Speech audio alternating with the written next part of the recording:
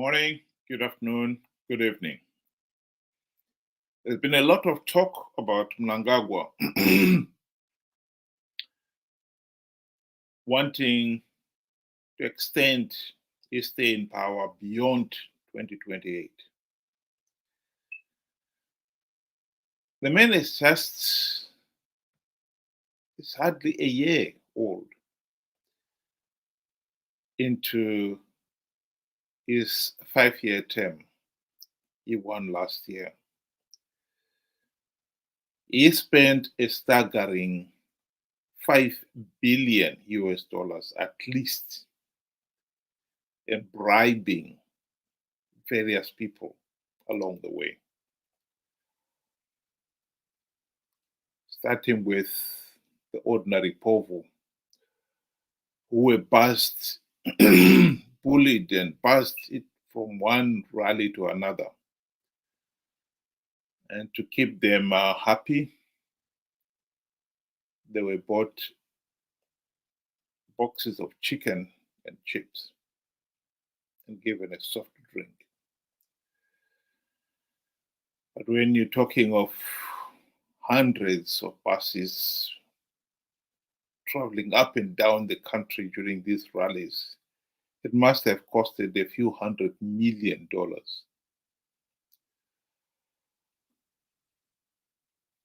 Then we go to chiefs and headmen who each got the chiefs twin cab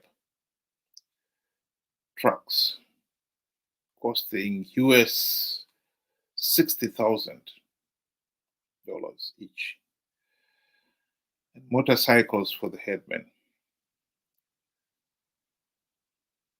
And go up further along the ranks, come to magistrates, MPs, senators. They each got something along the line.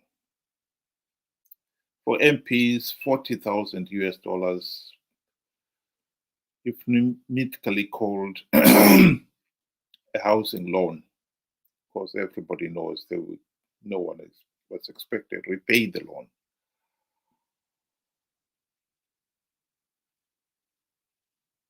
MPs, senators, deputy ministers got $500,000. The politicians were bought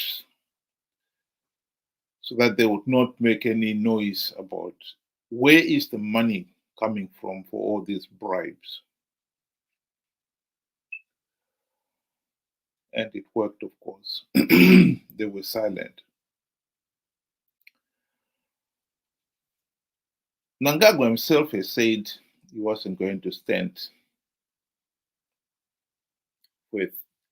he wasn't going to seek to stand that term. He's going to retire. Constitution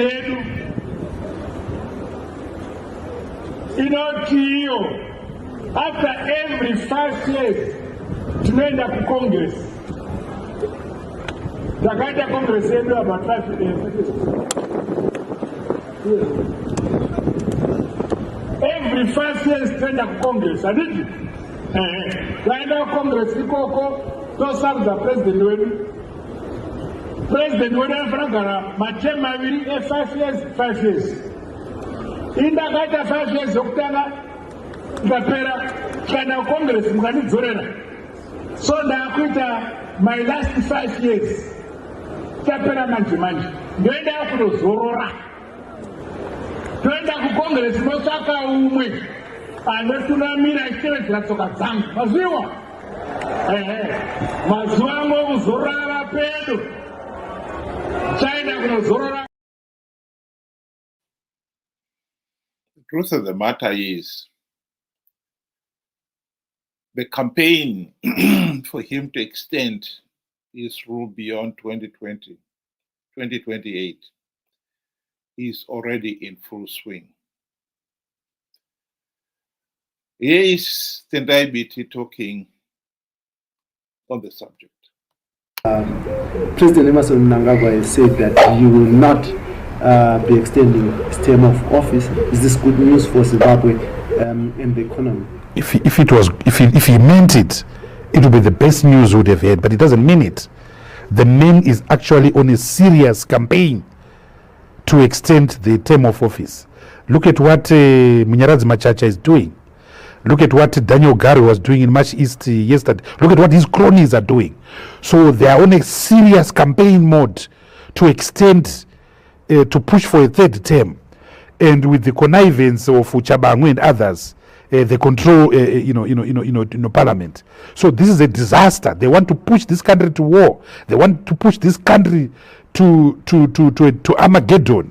I appeal to Emerson Mnangagwa, abandon this idea of a third term. Abandon this idea of a third term, because it will lead this country to a war. But certainly, my plea and the plea of decent Zimbabweans will fall on deaf ears, because the man is desperate. More so those in the courtyard, those that have been feeding from him, they are desperate to see that he continues. They're saying 2030. It's way after 2030. He wants the same 38 years that Robert Mugabe had. Fortunately or unfortunately, he doesn't have the 38 years that Mugabe had in 1980. So it's a disaster. This country is on a precipice.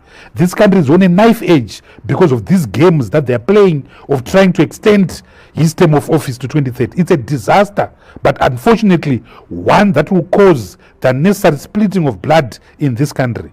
We lost over 50,000 people during the War of Liberation. We lost over 30,000 people during Gukura Wundi. We lost thousands of people during the birth of the MDC, the land reform program. Enough blood has been lost in this country. We are losing millions of people, thousands of people through the soft genocide of hospitals that don't have medicines, of hospitals that don't have cancer machines. Enough blood has been lost at the hands of Zanu PF. Tinzireyo tsitsi, tiregerereyo, hapana chataka kutadzirai. So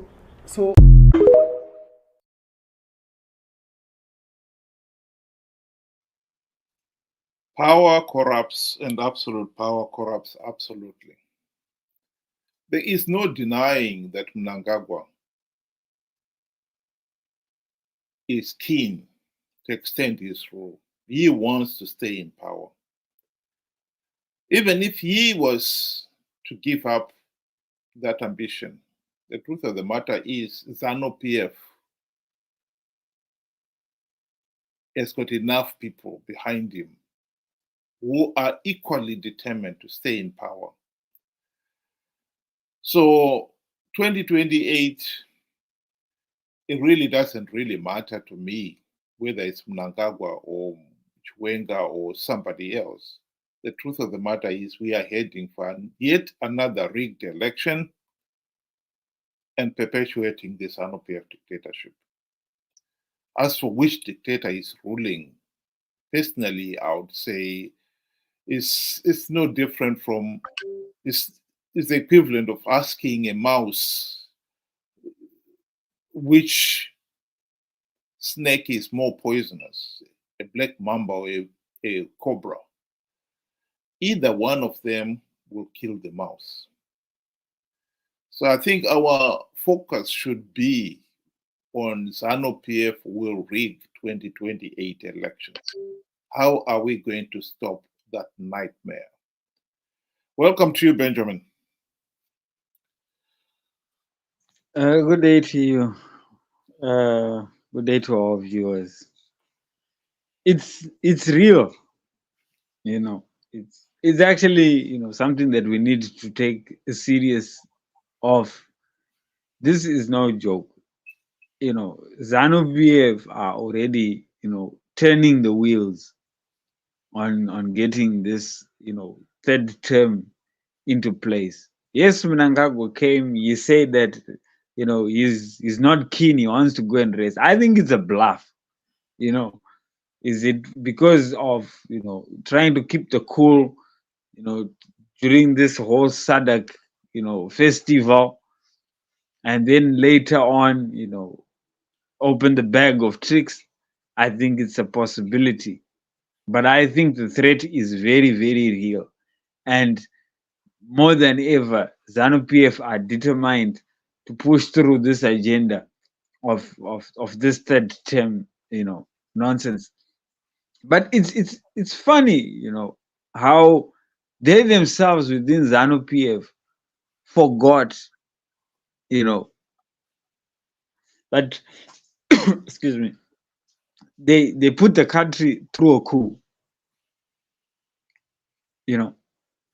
by perpetuating their own one candidate until he couldn't even do anything anymore. Until 90 something years, they could not find, somebody to replace him.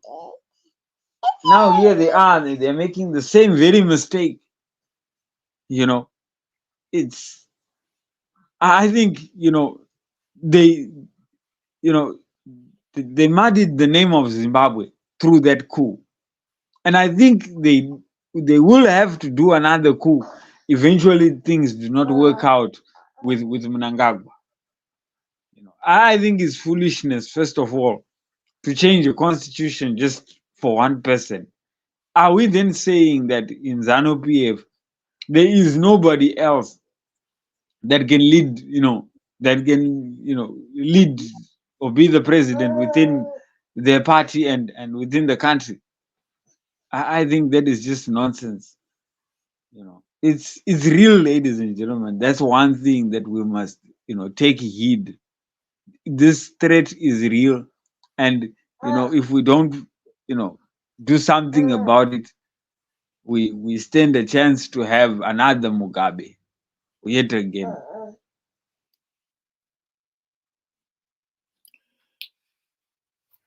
Like I said, in my view, whether it's Mnangagwa or Chiwenga who comes in, Zanu PF will rig the elections. What we need to think about is how to stop Zanu PF rigging the elections and extending the dictatorship. The most important thing to remember here is that Mnangagwa and Zanu PF have got incredibly deep pockets.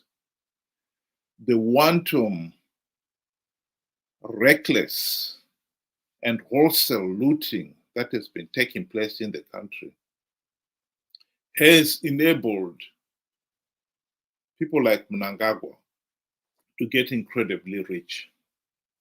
And hence, one of the reasons why the idea of giving up power is unthinkable.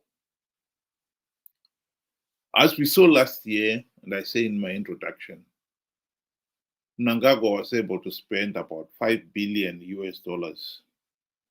bribing all the various actors, including the opposition, to make sure that he wins the elections and wins and gets the legitimacy. A lot of things have happened. For a start, SADC and the AU have condemned last year's elections as flawed and illegal. I believe that SADC would have gone one step further and denied Zanu PF political legitimacy if it was not for ANC government in South Africa, who, like it or not, is the dominant player in SADC.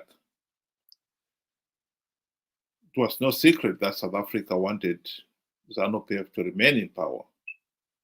They made it clear that they didn't want regime change in Zimbabwe. But the May 29th elections have seen South Africa's ANC party lose its majority and being forced to form a coalition government. And the new government that has emerged has made it abundantly clear that they will not tolerate what has been happening in Zimbabwe.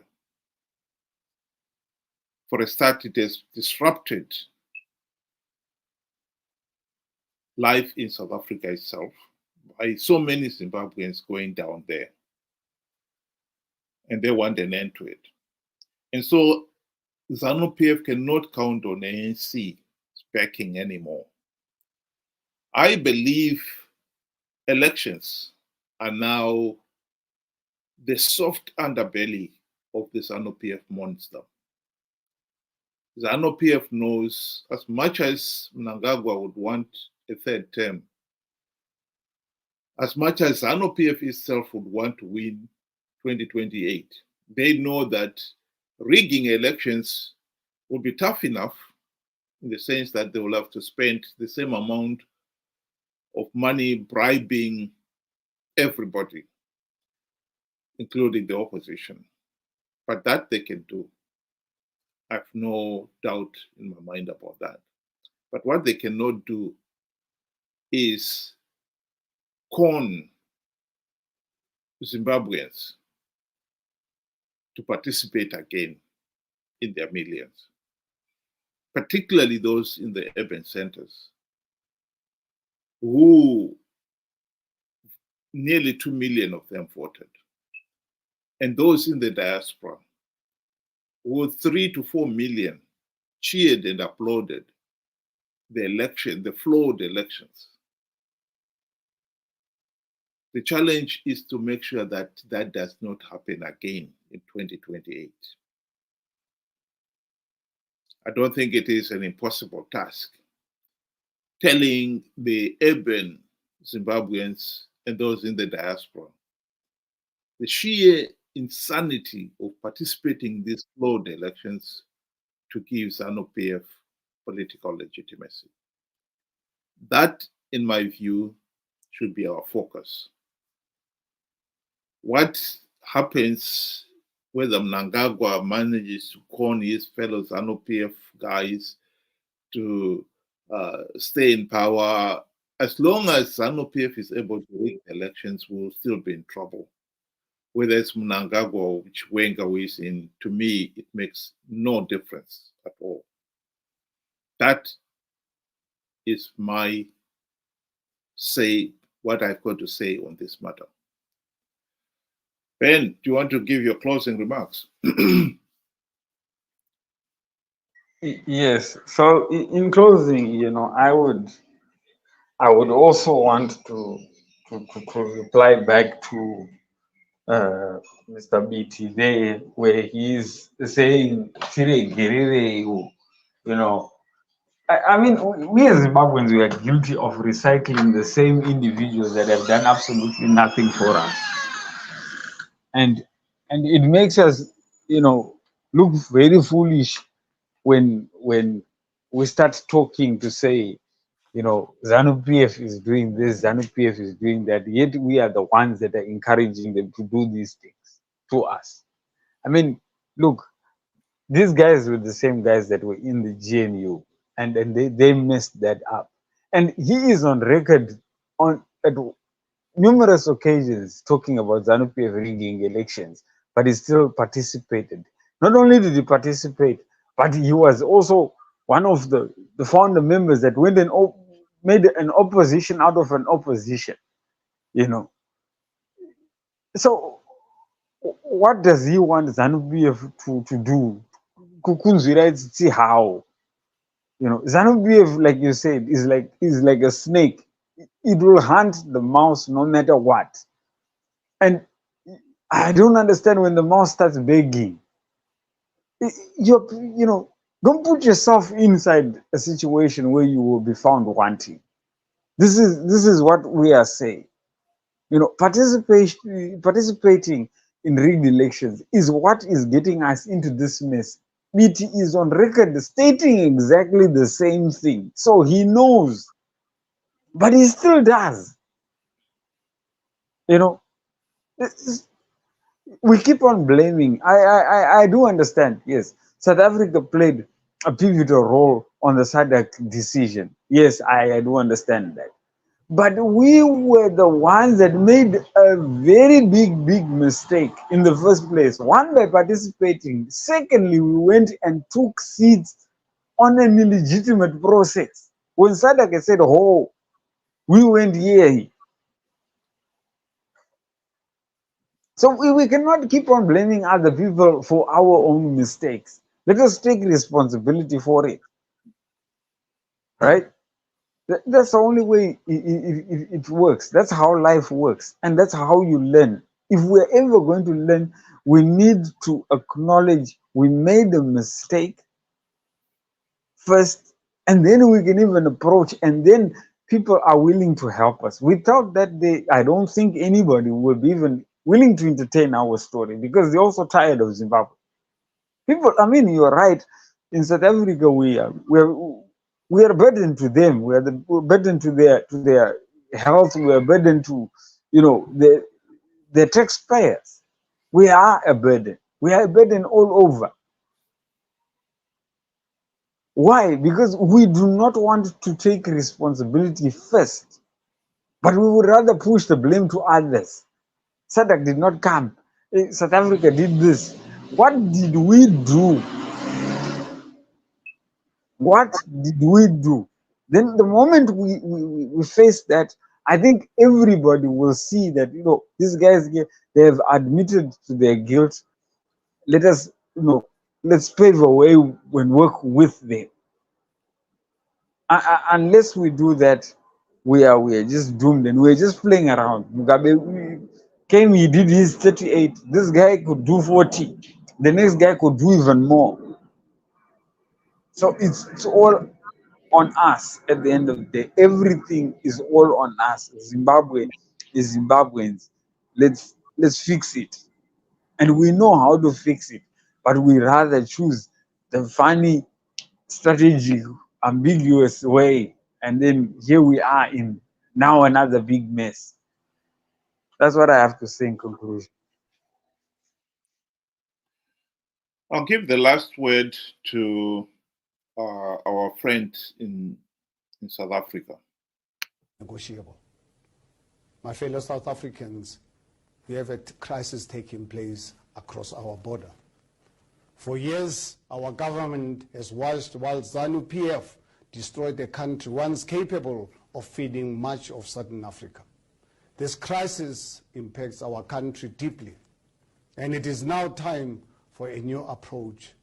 It is time for hard diplomacy. We must adopt the strongest and harshest policies against an oppressive government and not punish the people of Zimbabwe. This should start by freezing the assets of Zanu PF leaders in South Africa and banning them from entering our country until there's real reform in that beloved country. So the opportunity is there. There is no doubt that South Africa is not going to back Zanu PF another rigged elections in 2028.